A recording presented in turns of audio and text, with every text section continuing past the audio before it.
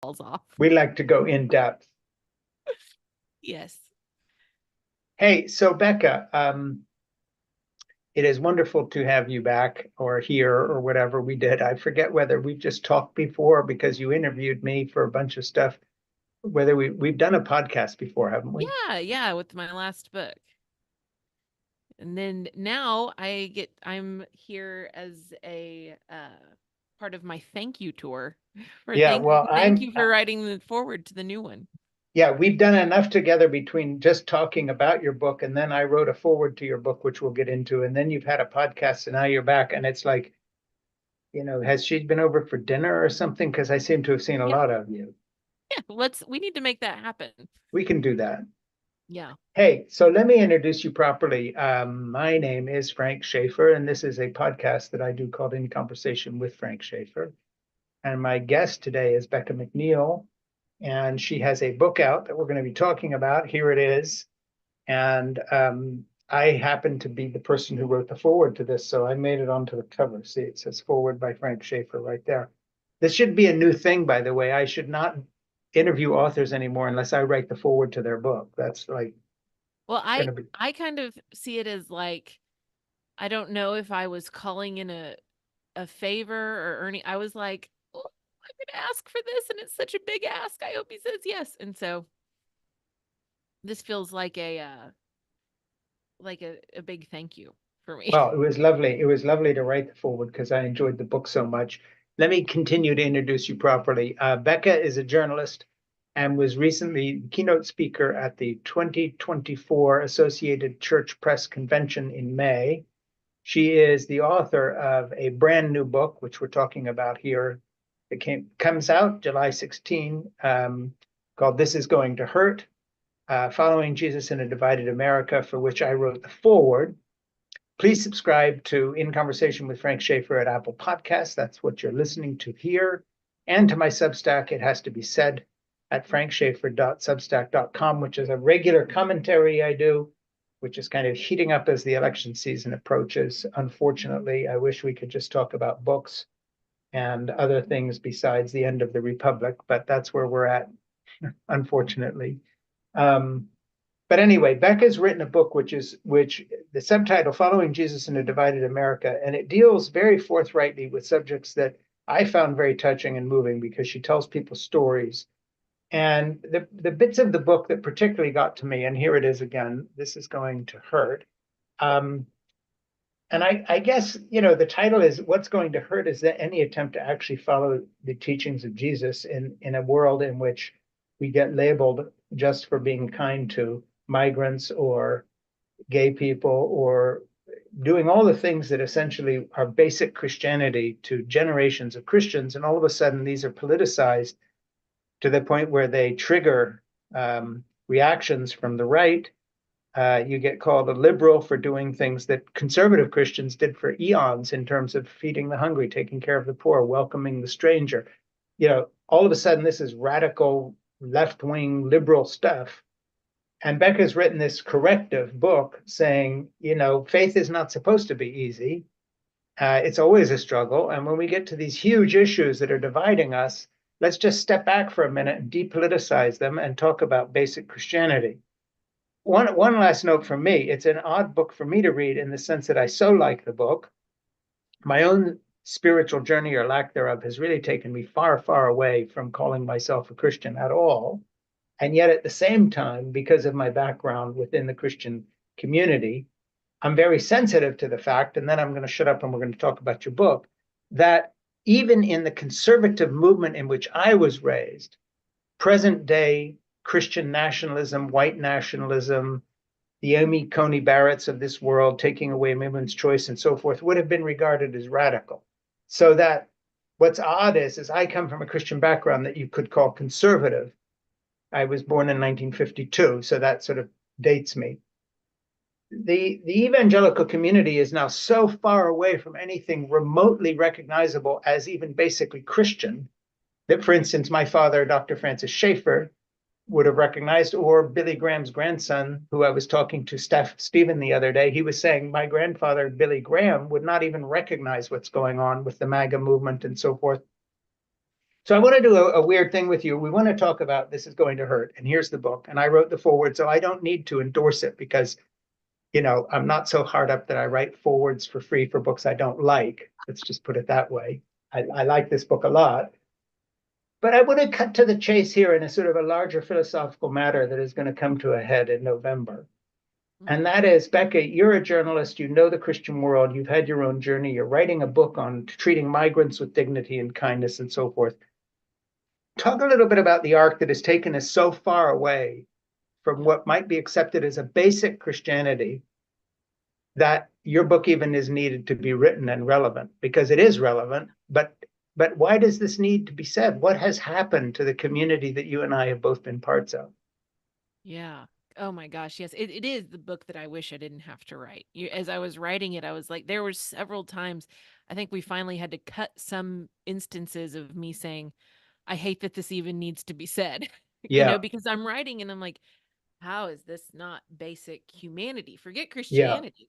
How is this not just ingrained in what it means to be a human? yeah, And how much of our basic humanity have we um suppressed to make these power bargains? And I would argue that that's as much in Christianity we'd say don't quench the spirit, and I've really started to believe that that is the spirit being the connective tissue that makes us human. Whether you want to define that scientifically or spiritually, what we're talking about is don't suppress the thing that connects you to everybody. And what yeah, makes you want to suppress that is when I want power over them. Like yeah, I can't have compassion for them if I need to manipulate them or control them or exploit them to get my way. And I think that's just when I look at the kind of the bargains struck in the late 70s and 80s and into the 90s, I see a lot of the groundwork, even though I know that our parents wouldn't recognize, like they would be, and well, the funny part is they would know exactly who Donald Trump is because he sure, was a celebrity, and they would be aghast that this is the man, like under the cross on all these flags. I've been reporting on Christian nationalism a lot here, and these increasingly graphically offensive flags that have like Trump and sure. Jesus under a cross. Like it's just bonkers. And I do think they would be horrified by it, but I also look at it reminds me of the Old Testament kings who would be like pursuing reforms and trying to like bring Israel or Judah back to God. Mm, And then they would make a deal with some foreign power that had more horses. yeah, Um, and it would end up being their ruin. yeah, And when Trump was elected, I wrote an op-ed for like our local paper saying that there is an alliance being that's been a long time, it's been cultivated for a long time, mm, and the politically conservative right wing was getting a lot of votes by saying, "Oh yeah, like abortion. That's something sure. you care about. We're your guy. You got to keep voting for us." And so now what you see is that abortion just won't go away as a political Yeah, issue. yeah, No matter how many court wins the pro-life side gets, or sure. people who are opposed to abortion, no matter how many court cases they win, no matter how many laws change, that's always been the vote getter. So they have to go, okay, well, how do I be more pro-life, because I still want Yeah, the pro-life vote? yeah, So basically Christianity decided it wanted to be a voter block rather yeah, than, because there's power there, and then people are listening to you, and then people are doing what you want, and you can justify that as like, well, now I have a bigger platform to tell people about Jesus so they'll go to heaven. But I mm, just think you have to be really, really, really naive to yeah, think that that was the part that was feeling so good when the president wanted to hang out with you, yeah, you know? yeah, yeah. And something I want to talk to you about is a perspective on the movement from the point of view of a journalist, which you are, who has covered this for other people. Before I get into that, though, I just want to read some chapter headings to people so we can talk about content. And I'm going to pause after each one Hmm. and just ask you to give me the 30-second synopsis of each chapter so we give people a sense of the range of this content that actually is what is in the book. So you put Into the Desert We Go, which sort of sets it up. Then One of Us, Immigration, the Legal Drama, an Immigration Autobiography, Critical Race Theory, a Mockumentary, Critical Race Theory Memorial, Abortion, the Historical Fiction, an Abortion Lament, Climate Change, the Speculative Dystopian Thriller Series, a Climate Change Survival Epic, COVID-19, The Lost Plot, an Alternative Pandemic Mythology, Mass Shootings, The Murder Mystery, and Ode to Nonviolence, Turning the Story Inside Out. So let's go back, and I'm going to help you to get through this because I really want to do a thumbnail here and then go deeper into the book itself. But let's talk about how you start with Into the Desert We Go. Just tell us briefly what that is about, the beginning of the book. That's the framework for letting you, like, setting up how we're going to go through these narratives. The whole book is about the stories that we're telling on these Right. hot button issues. So I'm setting up, here's the parts of each story. Yeah. One of Us. That's where I say, okay, the characters in these stories are us versus them. What are the different ways we characterize us Yeah. versus them? Immigration, the Legal Drama. So this is the way we're currently telling the immigration story is akin to a legal drama. Yeah. The law is this character that fights for you or against you. Yeah. An Immigration Autobiography. And then I say a better way to approach the immigration story is to listen to immigrants themselves and let them tell their story. Yeah, which you do. And I love, by the way, I always love the stories in the book. Thanks. They're really beautifully told. You're terrific writing in addition to everything else. Critical Race Theory, the mockumentary. So the way we're currently having the critical race theory debate is very much akin to a mockumentary where you're presenting facts as facts that aren't facts. Yeah. Yeah. Critical Race Theory Memorial. That a better way to do that would be to have conversations about race with the reverence and ownership that with which we build memorials. Abortion, the Historical Fiction. That's that we have the abortion, we tell abortion stories with a blinders on as to where this whole issue came from. An Abortion Lament. That the way to properly tell the stories of abortion is with just owning or accepting the fact that grief is part of life. Climate Change, the Speculative Dystopian Thriller Series. That's that our stories about climate change all right now have this very like opening scene of a terrifying speculative fiction series. A Climate Change Epic, Survival Epic. A better way to tell the story, we hope, will be the story of humanity banding together to survive. COVID-19, the Lost Plot. The COVID-19 chapters are, I mean, the lost plot is just that what is even happening with the way we're telling stories about this. An Alternative Pandemic Mythology. That is creating a story that of what could be and where did this come from and what is our role in it that is different. Mass Shootings, the Murder Mystery. That's about how we treat mass shooting stories like we don't know what happened and how it happened and who done it and why. Thoughts and Prayers, right? Yeah, and the unthinkable. Or senseless violence. An Ode to Nonviolence. That's where I'm making the point that the only way to tell this is if we are in pursuit. The only way to fix that narrative is in pursuit of a nonviolent culture. Okay, so I'm going to read the last one, which is Turning the Story Inside Out, but now I'm asking you to do the longer version and really talk about that. So where do you wind up in this book? So when we bring it all together, the case I'm making is that these stories, these broken stories, that each subject has two chapters, and that the first chapter is how we're currently telling the story. And it's broken.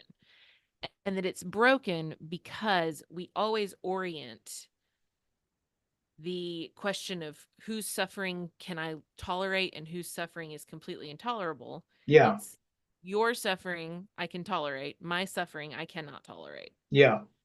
And that as long as that's our answer to the question, Yeah. um, we are always going to have an us versus them approach to challenges. And we're going to view things as I need more for me, less for you. As you can have some as long as it's not taking anything away from me. We're going to always allocate suffering that way.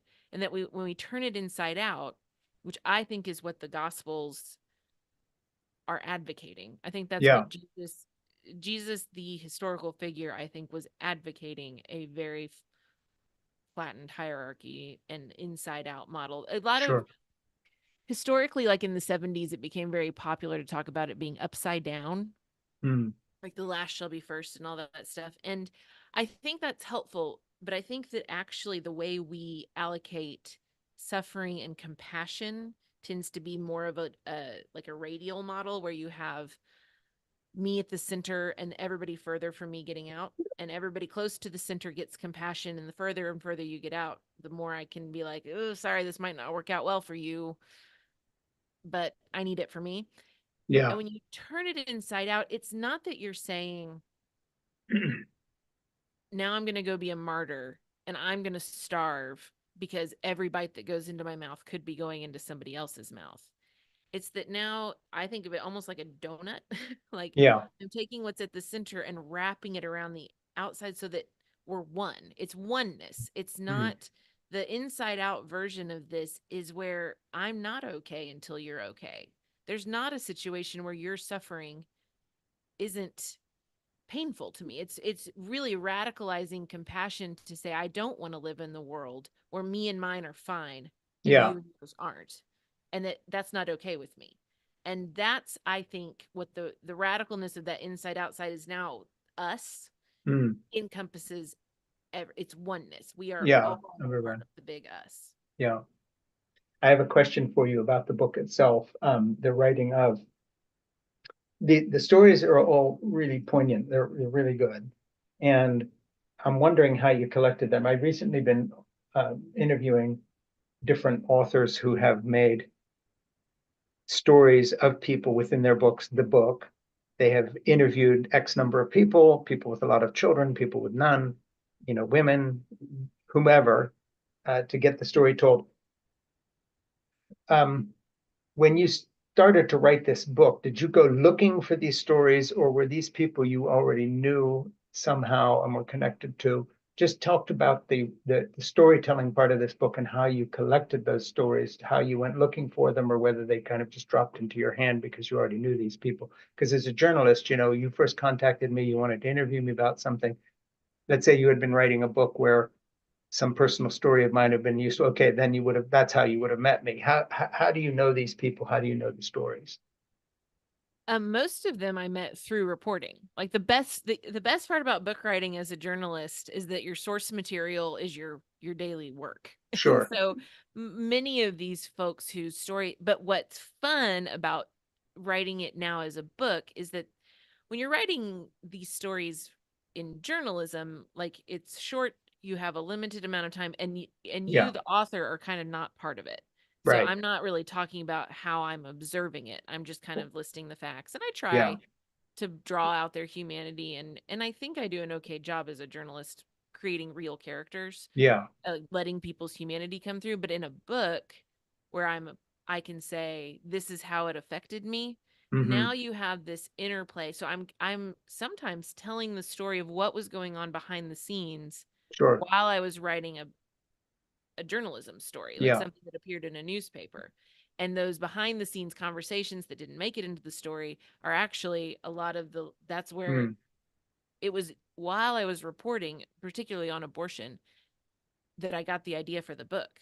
When I Yeah. recount the story of sitting at the woman's kitchen table and watching her and her husband cry, and that didn't come through necessarily in the Mm. reported story, but as I Hmm. sat there, my own internal dialogue, absorbing all of that and observing it, was actually how the book came to be. So many of the stories are as seen on some other journalism Sure. website, but then also you just grow a network of people who are doing this work, and so I could call them up and Mm. say, hey, Well, would you be up for sharing more? yeah, and two stories I want to unpack in there. One you've just brought up, sitting with the people and they were crying, and the other one, and I've unfortunately I read your book as online when you sent me the Oh yeah. PDF. Okay, normally my books are all dog-eared and marked up that I've read as closely as I've read yours. I show it to the authors. I say, look at the dog ears that I actually prepared. You know I read your book because I wrote the foreword. So I don't have to show you anything. But unfortunately, I just got this the other day, and here it is. It's your book, but this isn't the copy I read. So I haven't got the passages marked. There's a migrant story in here, and I know you must know which one it is, that I want you to talk about and tell. And I want you to tell the other story you just mentioned about in the abortion chapter, because both were really good in terms of demonstrating the humanity of the people who are the subjects of a political fight. These are people. And I love that about your book. It's not like here's an issue. This issue has a name, and she's sitting in her house crying, and or whomever. So I want you to just pick those two stories or any others you want to tell, and let me just give a flavor of these to people listening to me that understand that this is also a work of literature because you're a really good writer. Bekah, I interview a lot of people who are not real writers, and I'm not disrespecting that, but they do something else for a living. Mm, You write for a living, and you write well, and you really know how to write. And so this book, each of these novellas in the book draws you in. And I'd like you to just talk about how two of them came about and tell those stories a little bit. thank you. Um, I'm so I'll start with the Kindra, who is the woman who had an abortion. She Right. found out at 15 weeks that the baby had a life-limiting condition Yeah. and decided to end the pregnancy. And I ended up in her dining room when I was covering Texas. Texas had a abortion ban before Dobbs, Right. Dobbs. It was one of the like test things where if the Mississippi case hadn't worked out, they had Texas teed up and ready to go to the Supreme Court if we needed to, or if they needed to. Yeah. And so I'm writing about that. I'm assigned to write about the not unintended, but like maybe lesser considered effects of Yeah. abortion ban. And so I go sit in this woman's dining room with her 5-year-old, her husband, her tons of pets running around. And as they start to tell the story of making that decision, they are both crying. And then they get more choked up when they start talking about how people responded to it. And as I was sitting watching them, and it was Halloween time. And so the house was just full of like candy corn and spider webs and cuteness. And it was very anybody's living room could have been this way. And I'm looking at these people and they're telling a story that is devastating and is very hard. And as they talked about the waiting period and having to go in and then kind of be told, are you sure? And all of it, I could feel how painful that had been. And at the same time, and so I'm sitting here as the writer going, okay, I need to, this is powerful. This is what I want people to understand. Mm. Because whether or not you agree that abortion should be safe and legal, this should be part of your calculus. Sure. Sure. You should understand what people are going through, regardless of where you land. Yeah. And as I'm like, okay, I'm not trying to convince anyone to change their politics, but I Mm. want you to see her.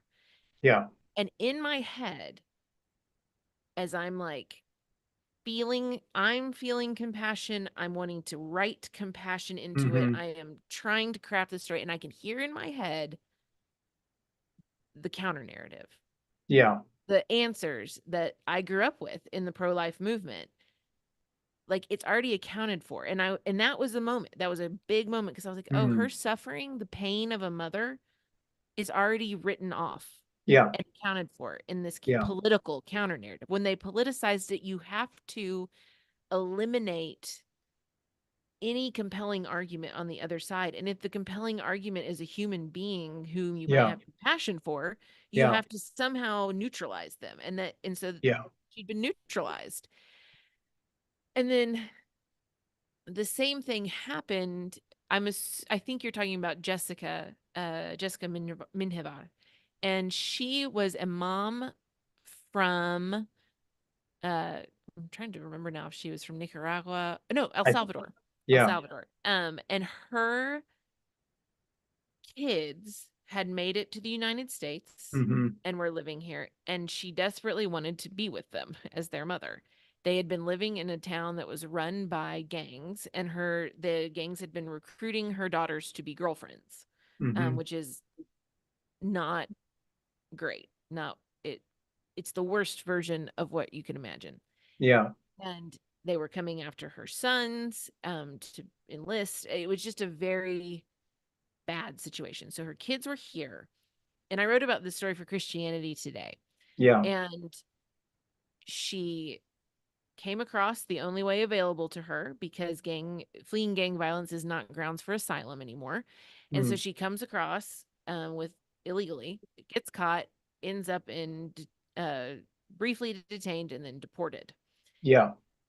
And her story of wanting to be with her daughters, wanting to escape violence, Mm. of praying to God and finding hope and leading a Bible study in the detention center.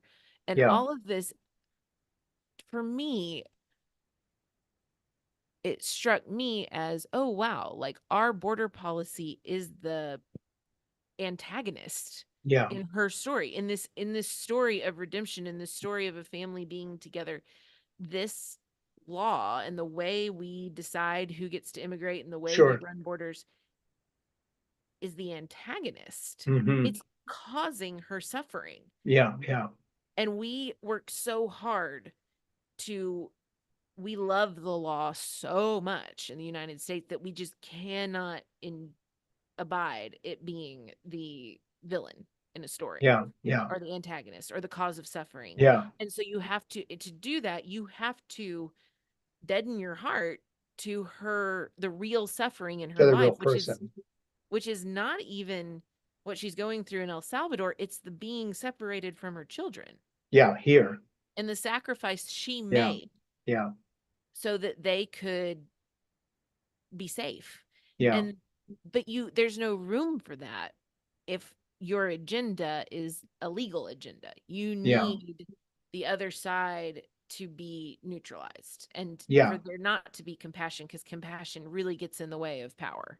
Well, and if your political program right now is following Donald Trump, who one of his key points is mass deportation by the millions of people, you have to harden your heart in very much, and this is not hyperbole, very much that in the same way that one has to dehumanize Black people if you're going to be a slave owner, or Yes. Jews if you're going to be in the National Socialist Party in Germany in 1939, because the moment you listen to a story told by Bekah McNeel that humanizes one Jew or one Black person, you have a problem because now your whole political agenda has been humanized. I want to reintroduce you and then go to a quote in your book.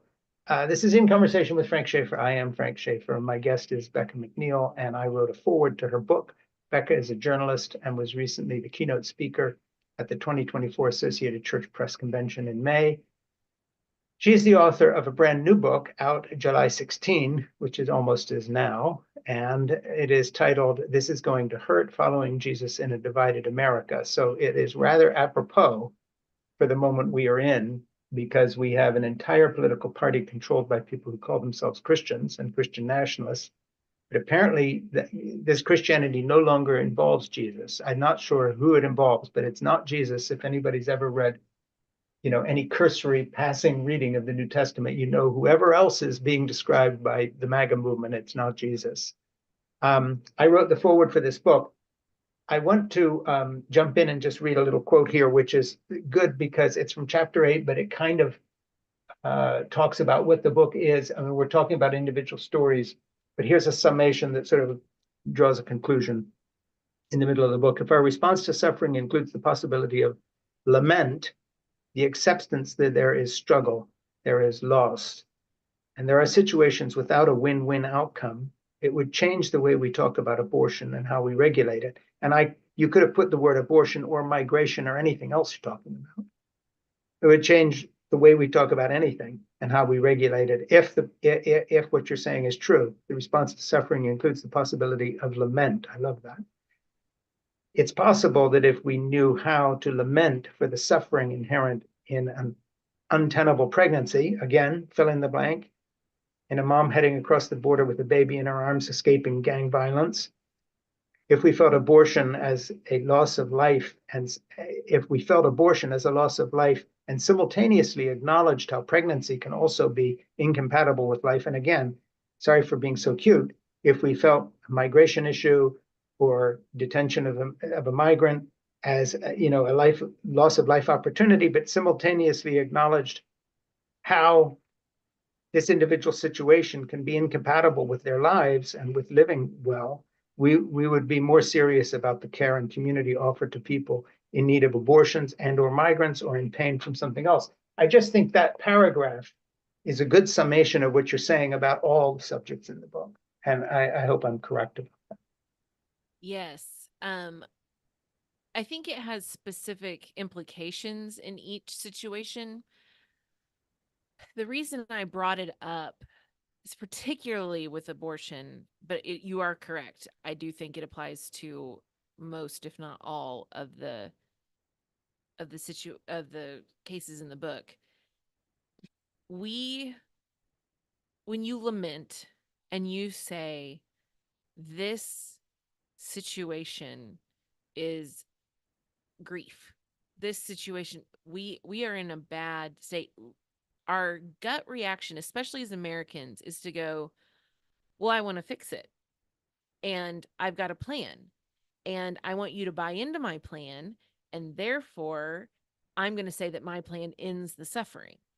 And so if you say, well, actually your plan doesn't erase the suffering, it just transfers the suffering onto something else, it's like, no, no, no, no, no. My plan ends the suffering. We don't have to lament. I have a Yeah, way where we don't have to lament.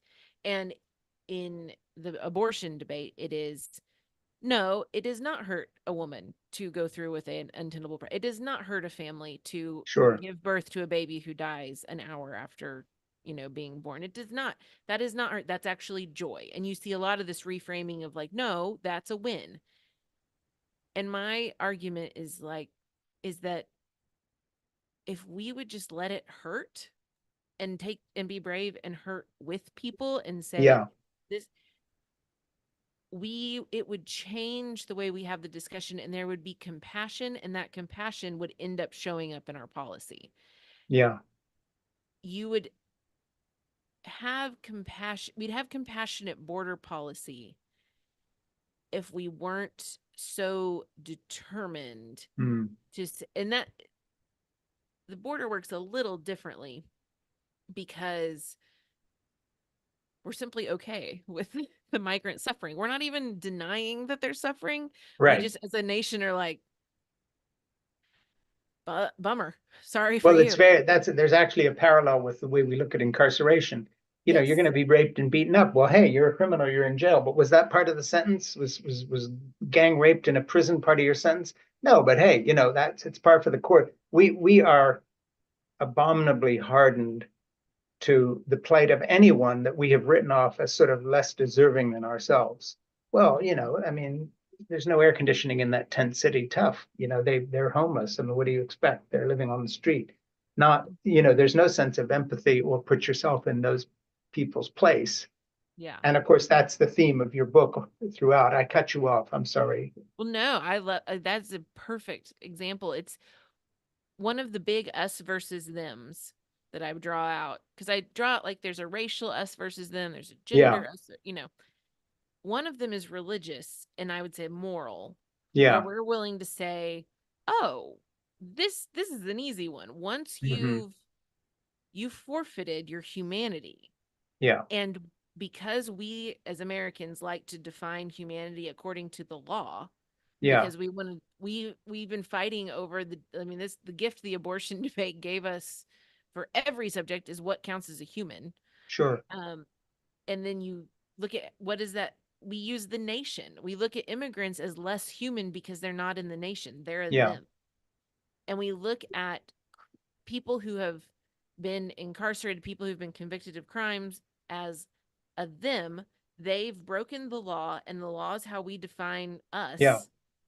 And now they don't have to be treated as But us. we're very hypocritical about this because, of course, if you confronted someone and said, in reality, being raped in prison might as well be the sentence they got. And of course, that's unconstitutional with cruel and unusual punishment.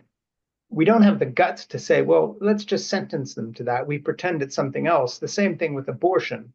We talk about the sanctity of human life. We don't talk about the reality of a woman who's, 16 weeks pregnant and just found out her baby will die a few hours after it's born or miscarry, and her suffering. We don't sit there with her and her husband at that time or anybody else. So the funny thing is we don't even have the guts of our conviction. we we Right. we have this sort of weird hypocritical pretense that we're good people, and Mm-hmm. that these things just sort of happen. We don't admit to ourselves what happens if you make all abortion illegal, what happens if you treat migrants in this way, what happens if you have mass incarceration but not the funding for any rehabilitation. And you've handed half your prison system over to private corporations that are making money from keeping people. We don't want to go there. We never want to look at the fine print on anything we accept. I just think, let me jump in and read something to you because I just think it's really great. Healing Our Pandemic Response Story. I like this again because once again, part of the genius of your book is that you say things in each individual I guess, section, but they apply much more widely than what you're just talking about. So, context, instead of capitulating to a political context that shapes how we respond to suffering, Jesus' story offers a shalom seeking context. Instead of letting our politics tell us how best to dole out compassion, we begin with the desire to see God's peace and love extended to humankind. And jumping down a little bit, a healing narrative judges that suffering is suffering, even if it was necessary. When we see suffering, we should respond to it as suffering without first asking if it undermines a policy or position we support, which is what we were just talking about.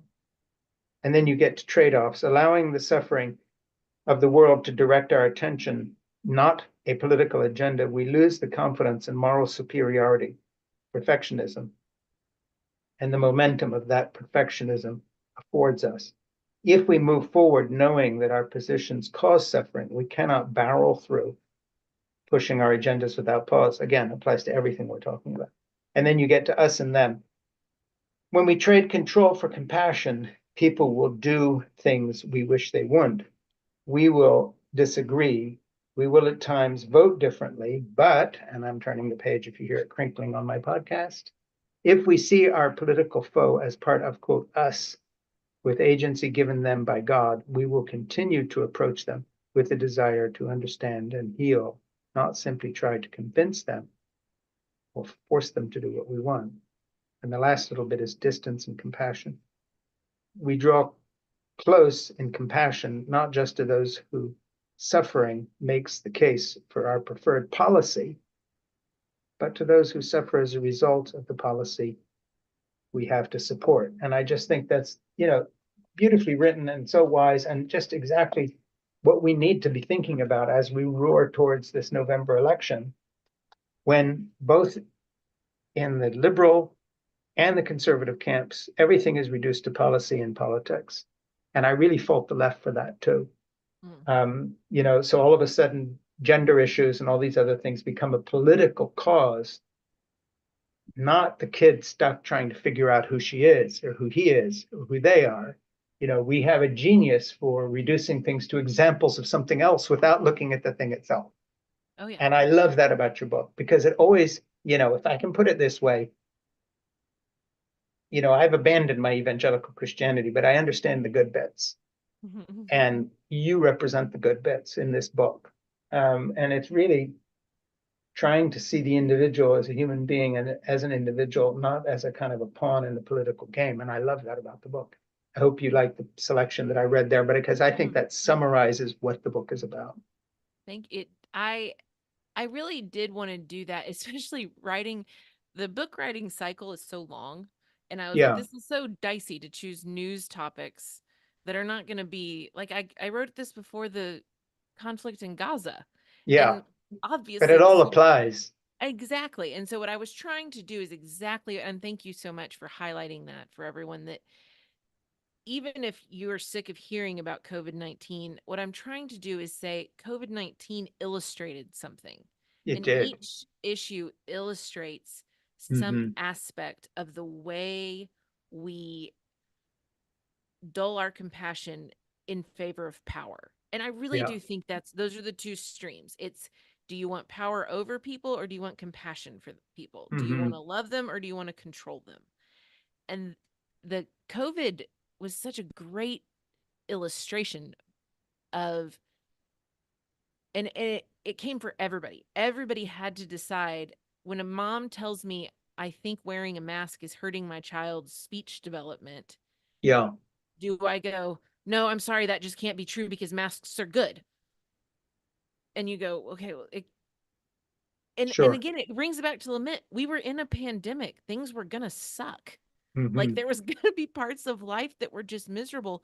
But it came to where if you acknowledged someone else's suffering, if I said, oh my gosh, I'm so sorry, this is hard, Yeah. and worse, if you tried to come up with a solution, well, maybe we'll all wear our mask but the kid won't have to, because Hmm. like maybe we can take him off and do, Hmm. if you came up with any solution, Sure.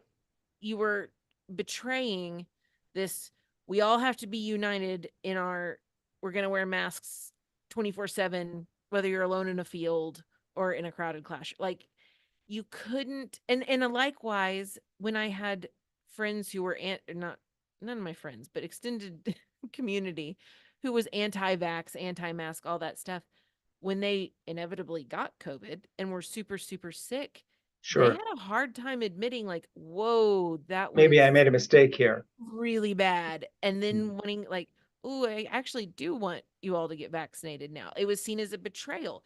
You Yeah. couldn't, it makes you, it is, I'm concerned that we have let politics replace all other decision making paradigms. Yeah. And people's first question is, what side did this come from? Yeah. And not, And is and it and true? unfortunately it's the same, and that's the same with the left and the right. Oh yeah, no, And I'm not that's into moral us. equivalence, but when it comes to the left, they are as bad as the right when it comes to that. They want to Oh know, yeah. you know, Ernie, Greg, my producer and I do this podcast together, and we're always a little bit flummoxed, because we consider ourselves to be good old-fashioned liberals, which means open-mindedness towards other points of view. To have people who respond saying, "Well, if you're going to have that person on, I can't watch this anymore." It's like, hey, excuse me, we're in the business of looking at people, if information and lives. Okay, this person was the editor of the Wall Street Journal. Tough.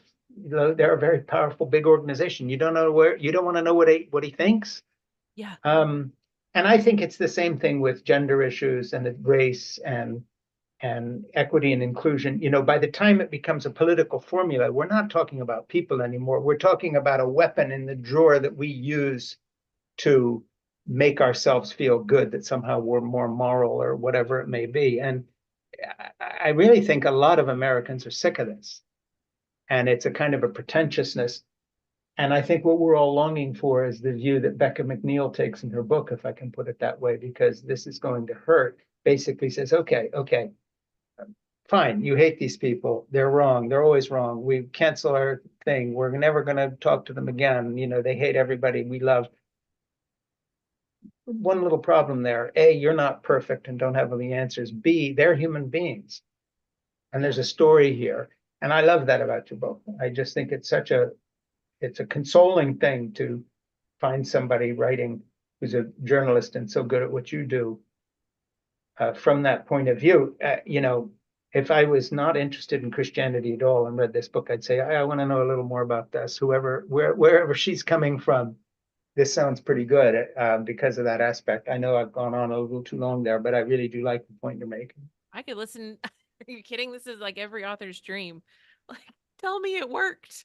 Tell me, Yeah, it tell me works it came well. across. It comes But across. I do think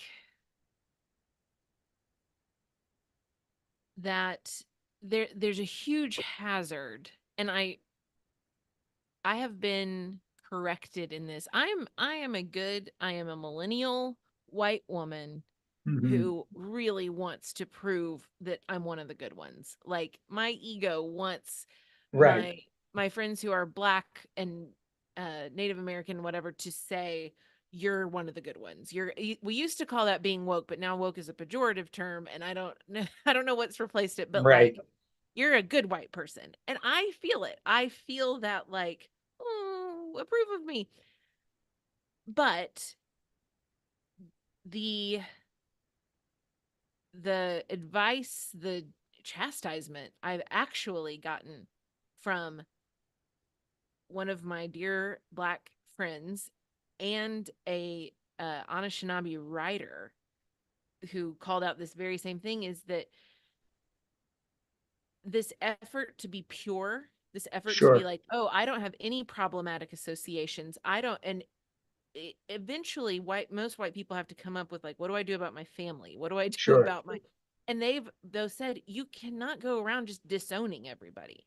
That is not, that's part of the problem is Yeah. this pure, this like, nope, I can't touch anything that's corrupt. Well, being racist is a corruption.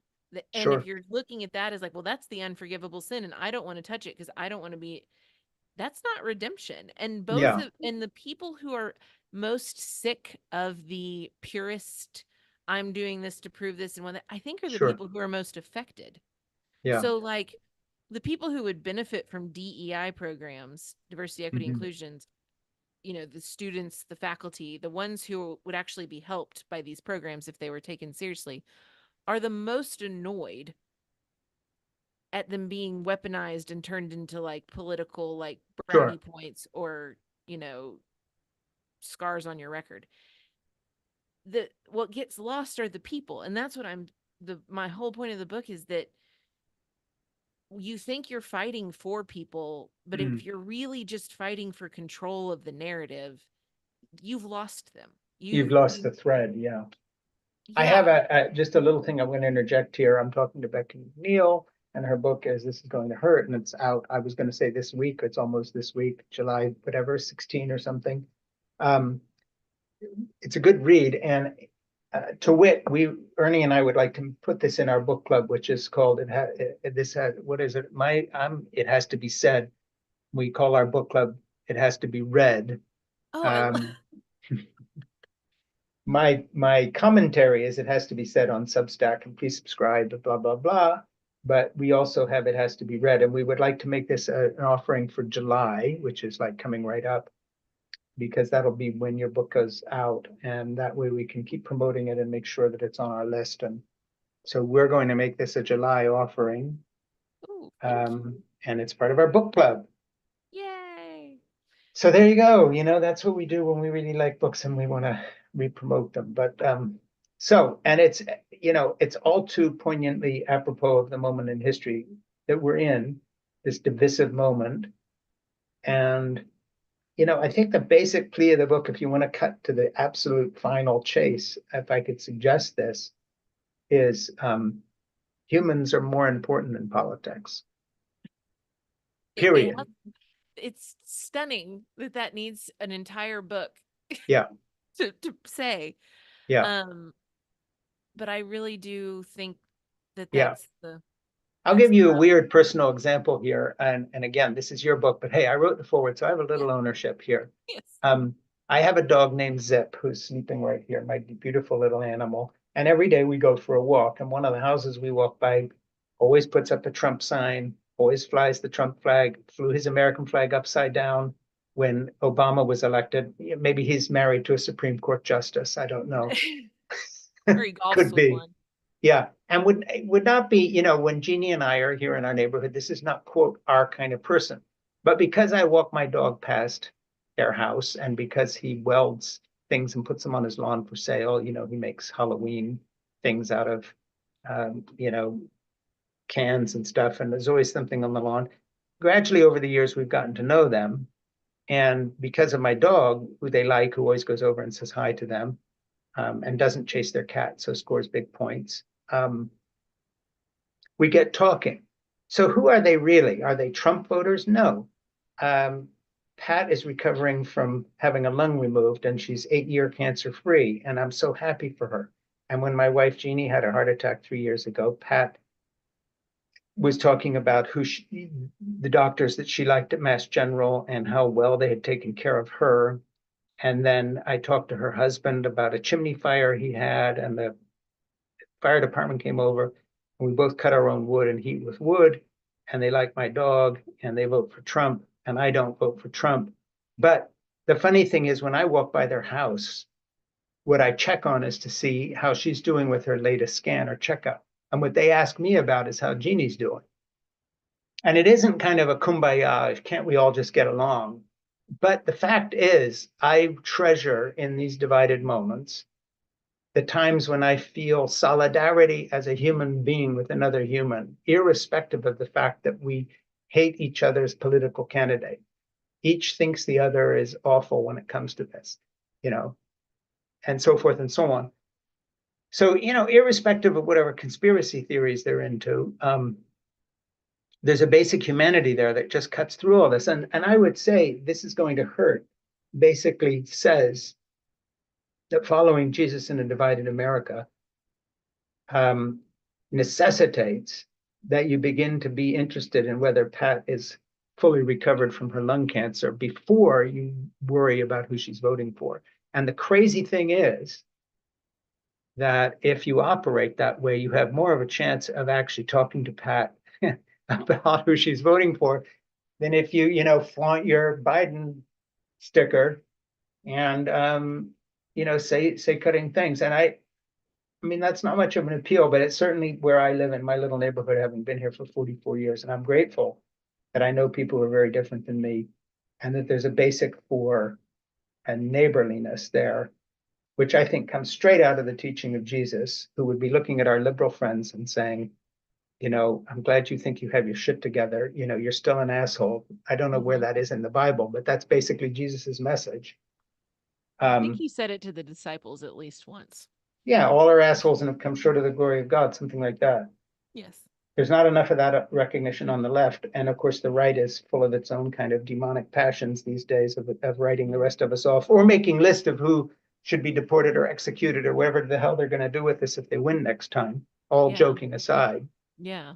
No. And if I could just add one thing to that, I think of the fresh, like, this tension that we feel in America between, is caring that you had cancer the same as saying I don't care who you vote for. Yeah.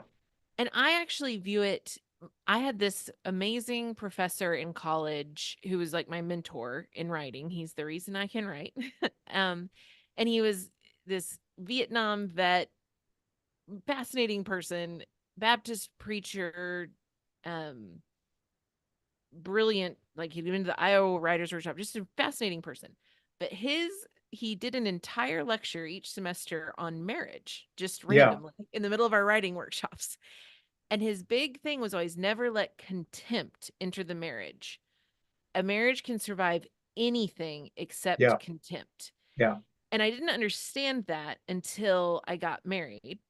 Yeah. And also, when I look at family, at my extended family and my neighbors and this project of union, Yeah. because it's not that marriage, it's union.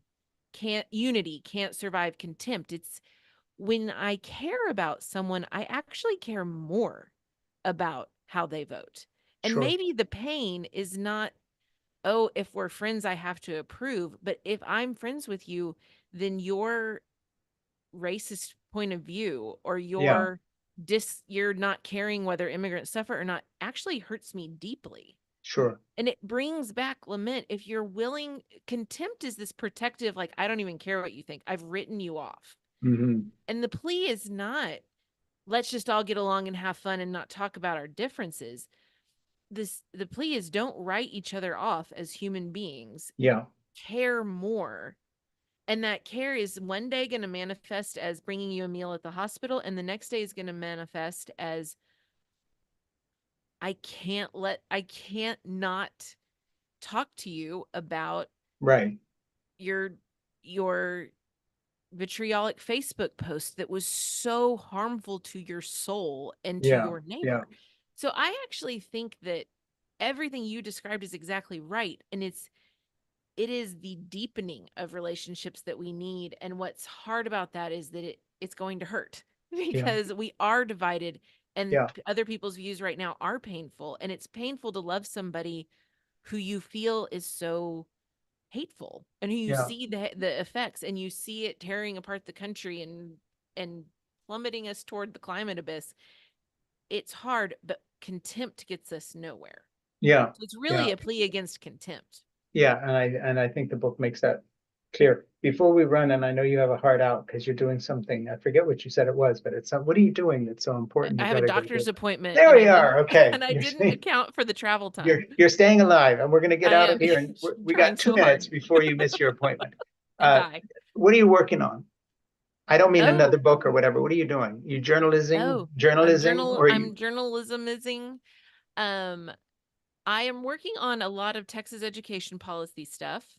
Yeah, And then with sojourners, we're looking at child welfare. I've done a extended period of reporting on kids age 0 to 5 and what policies we have yeah. that Good are, for you. yeah, it's underreported. But then also, yeah, education policy, and I'm trying to report more and more on psychedelics wherever they'll let me. Well, keep me posted. Oh, by the way, Ernie will tell you. I know you got to run now, but we interviewed the guy who everybody quotes on psychedelics. It's his whole Oh, journey. So, who? Ernie, I forget. Okay. I won't remember who you are tomorrow, and I misspelt my producer's name for the last 3 days running. It's Ernie Gregg, Gregg, and I've been writing Dear Ernie, or just say write to Ernie for this booking. So anyway, if he was more sensitive, he would not mock me for being a dyslexic. I just want to throw that in Ah, because you should have put a chapter in your book about guys who can't spell. yeah, I've only compassion. been I working with Ernie for the last 8, 9 years. What do you want? And once Greg you is get a to a first complicated, name, once you get to a first name basis, it doesn't matter yeah, anymore. but Greg is complicated. I mean, it's like, what is this, Polish or something? It's a very complicated name. I can't spell it. All those Z's and All those, good Z. yeah, Yeah. umlauts. All right. So much love. And you've written a great book, and we're going to make it our book club selection for July. And we love you. And I love the book. And it was an honor to write the foreword for you. Frank, Seriously. you're the best. Your support means the world. And I cried when I read the forward, just so you know. So thank Well, you that so could be much. taken a couple ways, but I take that. I I think you was meant it moved. nicely. Yeah. I Okay. was moved. Well, Well, thank I'm you I, so I'm much. seriously fond of you, and I love the book. And Becca, it's such a pleasure to talk with you again. So, So much fun. Dinner soon.